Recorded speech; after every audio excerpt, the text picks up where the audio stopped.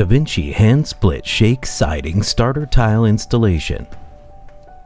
Individual shake siding applications require the application of a starter course. DaVinci manufactures a specific starter tile for this purpose.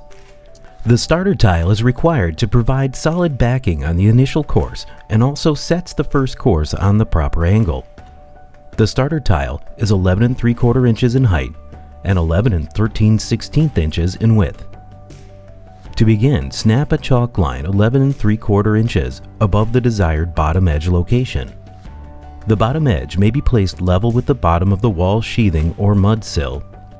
Alternatively, the bottom edge of the starter tile may overlap the foundation or other material up to 1 inch below the sheathing or mud sill. The starter tiles should be installed with the DaVinci logo on top. Continue to install the starter tiles by aligning the top edges of the tile to the chalk line.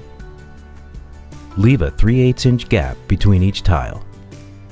Each starter tile should be nailed with 2 approved nails 3/4 inch from the outside edges on a line approximately 6 inches from the butt. Visit our installation video library for product and condition specific installation guidelines.